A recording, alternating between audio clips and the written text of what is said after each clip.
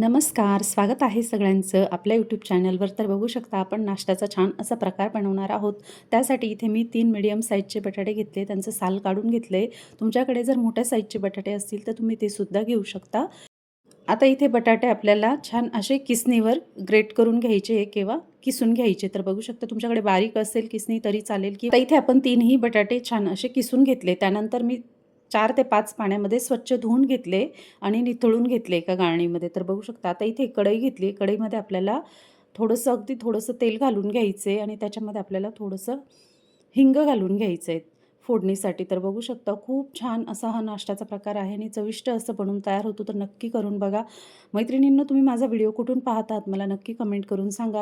आता इथे आपल्याला हिंगाची छान अशी फोडणी झाल्यानंतर साधारण 1 कप इतकं आपल्याला इथे पाणी घालून घ्यायचे. तर पाण्याचं प्रमाण आपल्याला पुढे थोडं वाढवायचं आहे. तर सुरुवातीला मी 1च कप इतकं घातलं आहे. त्यानंतर आपण जे बटाटा किसून घेतलेला होता ना, तो सुद्धा ह्याच्यामध्ये घालून घेणार आहोत. आणि मैत्रिणींनो, बटाट्यामधला स्टार्च पूर्ण काढून घ्यायचं आहे. 4 ते 5 पाण्यामध्ये स्वच्छ धुवून घ्यायचे. त्यानंतर मला इथे पाण्याचं प्रमाण कमी वाटलं म्हणून मी अर्धा कप पाणी इथे वाढवून घेतलं आहे. तर पाण्याचं प्रमाण तुम्ही वाटी किंवा कपाच्या साहाय्याने मेजरमेंट करू शकता. त्यानंतर इथे आपण चवीनुसार थोडंसं मीठ घालून घेणार आहोत आणि बटाटा आपल्याला 1 ते 2 मिनिटं छान असा शिजून घ्यायचा आहे. शिजून झाल्यानंतर आपल्याला बटाट्याला थोडी उकळी आल्यानंतर आपल्याला ह्याच्यामध्ये 1 वाटी इतका रवा घालून घ्यायचा आहे. तर रव्याचं प्रमाणसुद्धा तुम्ही थोडंसं 1-2 चमच्याने कमी अधिक झाल्यास वाढवू शकता.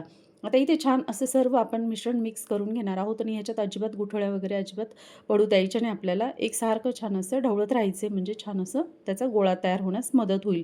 आता इथे आपलं छान असं सेट झालेलं आहे. मला थोडंसं रवा कमी वाटला म्हणून मी वरून थोडा रवा अजून ॲड केला.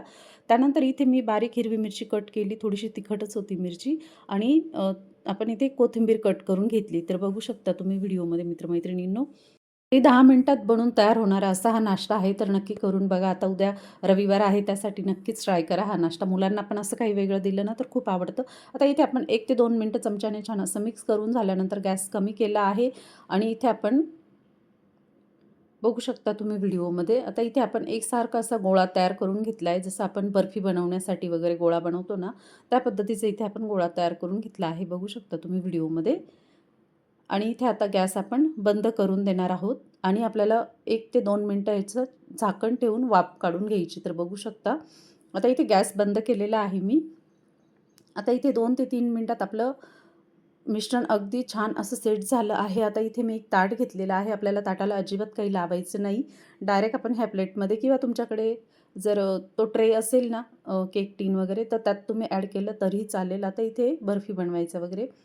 आता इथे आपण हे मिश्रण ह्याच्यामध्ये घालून घेतलं आहे आणि ताटावर छान असं एकसारखं पसरून घ्यायचे आणि इथे एक वाटी घ्या, वाटीला थोडंसं आता इथे आपण वाटीने पसरून घेणार आहोत आणि नसेल पसरत तर थोडंसं वाटीला तेल लावून घ्या. अगदी 1-2 थेंब इतकं तेल. आता इथे व्यवस्थित स्प्रेड होत नव्हतं म्हणून मी पुन्हा वाटीला थोडंसं तेल लावून घेतलं आणि एकसारखं याचं छान असं सेट करून घेतलं. तर बघू शकता आता पुढे व्हिडिओमध्ये दाखवतेच मी तुम्हाला. तर एकसारखं प्लेन असं आपल्याला बनवून घ्यायचं आहे. एकसारखं खूप छान असं सेट होतं ते आणि अगदी 10 मिनिटात सेट झाल्यावर 5 ते 10 मिनिटात छान असं सेट होतं ते. नंतर आपल्याला इथे मग चाकूच्या साहाय्याने किंवा सुरीच्या साहाय्याने आपल्याला इथे कट करून घ्यायचे. तर बघू शकता आणि हव्या त्या आकारात तुम्ही हे वड्या कट करू शकता.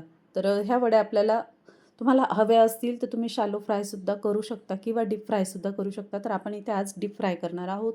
तर इथे आता बघू शकता तुम्हाला हव्या त्या आकारात तुम्ही कट करू शकता. तर मला स्क्वेअर शेप आवडतो म्हणून मी स्क्वेअर शेपमध्ये कट करून घेतले आणि ह्याला तुम्ही अजून धागे वगैरे ते बाहेर निघतात ना बटाट्याचे, तर ते सुद्धा तुम्ही एकसारखे व्यवस्थित सेट करू शकता.